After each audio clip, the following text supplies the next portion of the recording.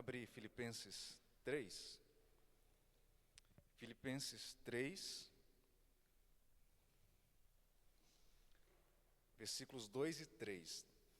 Desde a semana passada já foi aberta aqui uma nova sessão aqui de assunto, né, dentro ainda do livro de Filipenses, em relação às advertências aqui de Paulo ao povo, à igreja de Filipos. E aí, vamos dar sequência, então, a essas advertências, e agora em relação aos falsos mestres. Não sei se os irmãos têm observado a quantidade de conteúdos que nós temos aí disponíveis, seja no YouTube, Instagram. Nunca, acho que a humanidade esteve tão servida de conteúdos no meio cristão. Conteúdos os mais diversos. Sejam aqueles rápidos de 30 segundos, 1 minuto, 2, que causam impacto. Geralmente esses são os melhores, aqueles que causam mais impacto. Ou até mesmo pregações das mais diversas. Temos um verdadeiro catálogo aí disponível. E aí o nosso coração, que é corrupto, que é enganoso, muitas vezes tem se servido disso. E Paulo tem feito aqui um alerta a esses falsos mestres, aqueles da época, mas que encontramos ainda nos dias de hoje. Vamos fazer a leitura dos versículos 2 e 3. Acautelai-vos dos cães, acautelai-vos dos maus obreiros, acautelai-vos da falsa circuncisão, porque nós é que somos a circuncisão, nós que adoramos a Deus no Espírito e nós glorificamos em Cristo Jesus e não confiamos na carne. Perceba que Paulo aqui faz um alerta em relação ao perigo representado pelos falsos mestres na igreja primitiva, e ele faz um paralelo daquilo que os falsos mestres representavam e esse paralelo então com a verdadeira fé cristã, apontando a verdadeira adoração, apontando para Cristo e confiando apenas em Cristo. Nós vemos essa contraposição. Perceba que ele inicia o versículo 2 falando: acautelai-vos dos cães. É uma expressão muito forte que ele está utilizando aqui para aquele povo. Cães aqui eram utilizados para os gentios. É como se os judeus estivessem proferindo uma ofensa aos gentios por eles serem impuros. Só que Paulo não está utilizando a expressão aqui cães para os gentios. Ele está utilizando para os judeus, colocando eles como alguém que queria dizer que a circuncisão, que os costumes, que algo que era externo, aquilo representava a verdadeira adoração. Era isso que aqueles falsos mestres estavam pregando. E a gente viu, inclusive, na carta de Romanos, toda esse debate entre os gentios, entre os judeus, enfim, toda a tentativa de judaizar a igreja ali primitiva e esse legalismo religioso. Então Paulo, ele inverte aqui o sentido dessa expressão que era utilizada para os gentios, para utilizar então para os judeus, chamados aqui desses judaizantes impuros. E aí ele vai na sequência e fala: acautelai-vos dos maus obreiros. Esses maus obreiros aqui são aqueles que estavam distorcendo o evangelho. E aí na sequência ele coloca: da falsa circuncisão. Ou seja, Paulo aqui, esse falso aqui, no original grego, ele está se referindo como se fosse feita apenas uma mutilação. É tão sem valor que ele estava falando o seguinte: vocês estão apenas se mutilando. Não tem sentido nenhum o que vocês estão fazendo. Vocês estão valorizando o externo, que é a circuncisão. Vocês estão se mutilando. Vocês estão falando de um evangelho que não é o evangelho verdadeiro. E que fé é essa que vocês estão pregando? E aí ele vai então, faz esse contraponto, esse paralelo com a fé verdadeira, quando ele inicia no versículo 3. Porque nós é que somos. Nós o quê? O verdadeiro evangelho. O verdadeiro evangelho que tem a Deus, serve a Deus no Espírito. Uma adoração verdadeira. Nos gloriamos em Cristo. Nossa alegria e nossa identidade estão em Cristo. E não confiamos na carne.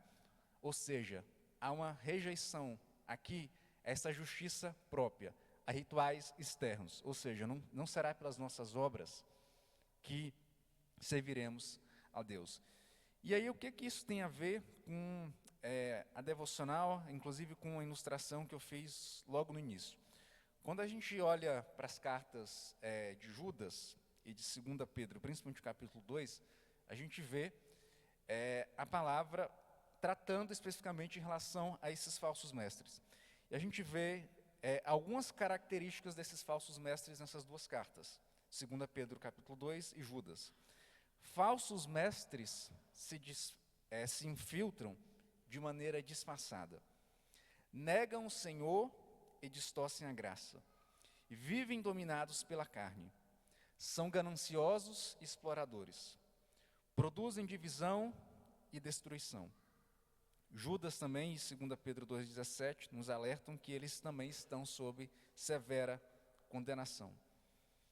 Como que nós podemos, então, nessa manhã, discernir os falsos mestres hoje?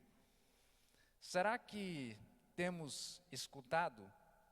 E aí, quando eu falo escutado, não é apenas aquele pregador, aquela liderança. Às vezes, os falsos mestres estão aqui dentro da própria igreja, ou estão na nossa casa, distorcendo a verdade, distorcendo o evangelho.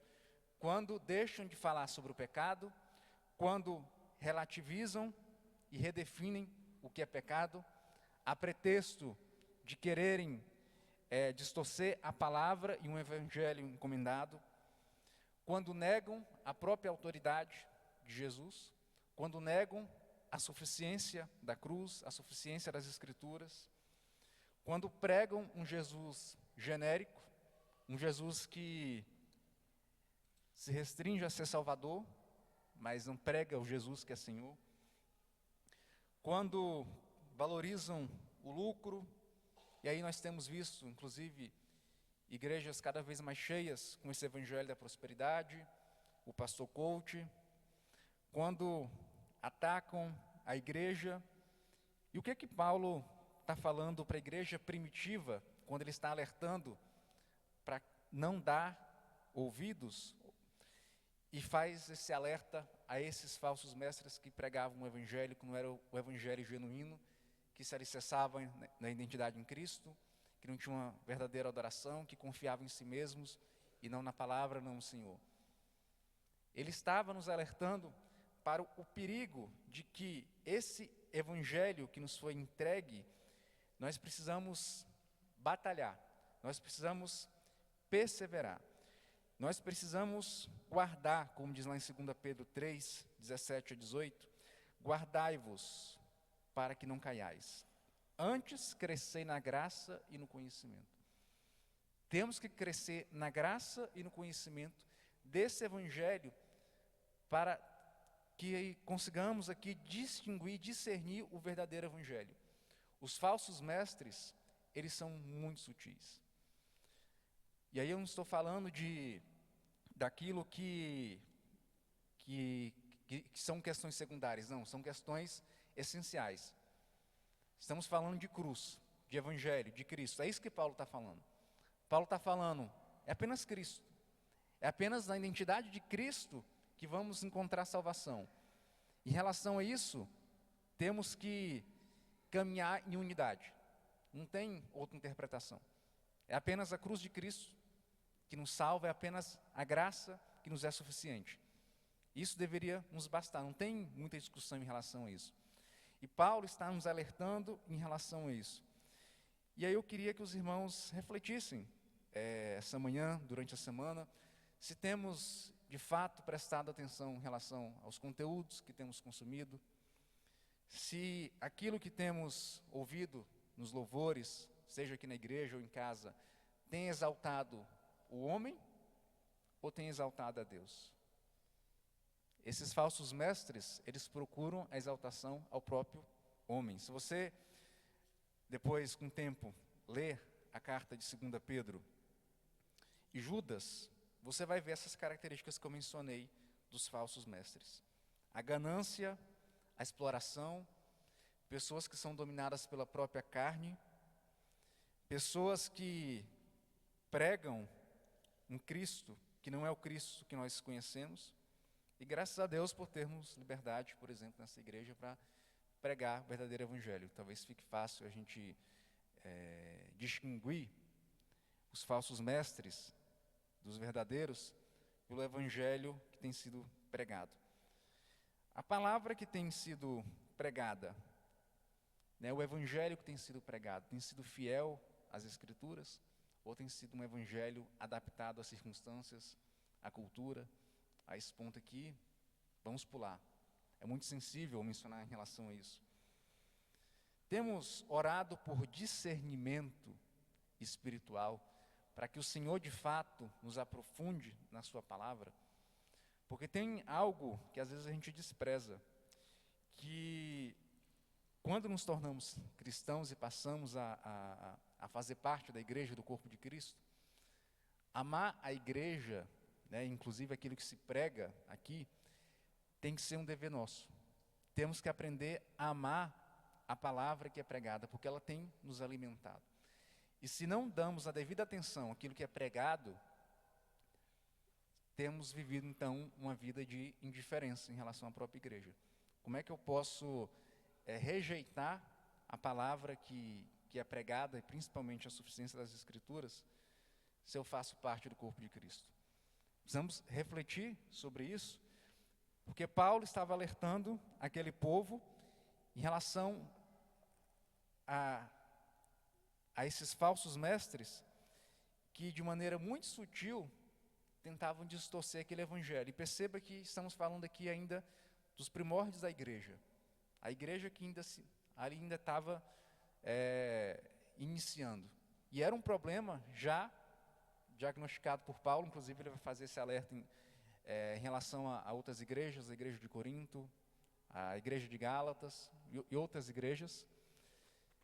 E continuou a ser um problema da igreja ao longo dos séculos. Quantas igrejas, ou denominações, ou divisões que foram ocorrendo por conta de doutrinas, por conta de ensinos, e quando a gente vai estudar a fundo, inclusive semana passada até vimos isso na classe de seitas e heresias, só existe duas religiões. Uma que é Cristo e a outra que é o homem. Ou servimos a Cristo, ou servimos ao homem. Se você faz um diagnóstico em relação às outras, você percebe o tempo inteiro que o foco é o homem. O foco é o homem. E Paulo está chamando atenção para isso. O foco não pode ser o homem. O foco tem que ser a oração verdadeira, esse louvor verdadeiro. Nós adoramos a Deus no Espírito. Não confiamos naqueles que pregam um evangelho que não é o evangelho verdadeiro. Nos gloriamos em Cristo Jesus. Nos gloriamos na sua vida, no seu sacrifício, na sua identidade. Queremos nos tornar mais próximos e a semelhança dele. E não confiamos na carne. Não confiamos na carne. Há uma rejeição à justiça própria e a tudo aquilo que não provém de Deus.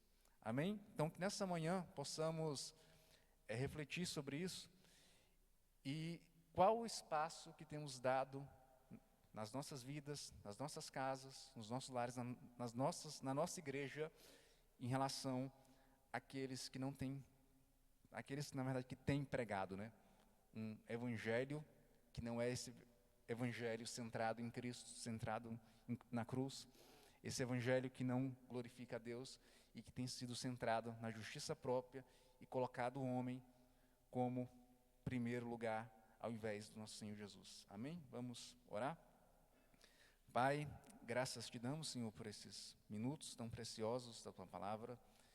Queremos te pedir, ó Pai, que o Senhor sustente a Tua igreja, que o Senhor nos exorte, ó Pai, todos os dias a perseverarmos, a dedicarmos, ó Pai, tempo à leitura da Tua Palavra. Só assim vamos crescer, só assim, ó Deus, vamos caminhar perseverando, cientes, ó Deus, de que só o Teu Evangelho, só a Tua Palavra, Senhor, nos é suficiente, que possamos, enquanto igreja, Deus, amar a Tua Palavra, nos livra, Senhor, desses que de maneira disfarçada, de maneira tão sutil, Deus, tentam provocar divisões, introduzir, Deus, falsos ensinos na Tua igreja, não só aqui na Tua igreja local, mas na Tua igreja, Deus, de maneira geral.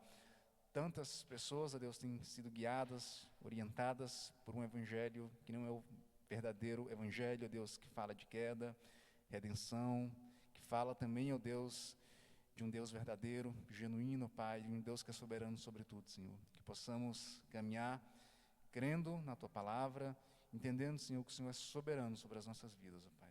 Assim nós oramos, em nome de Jesus. Amém.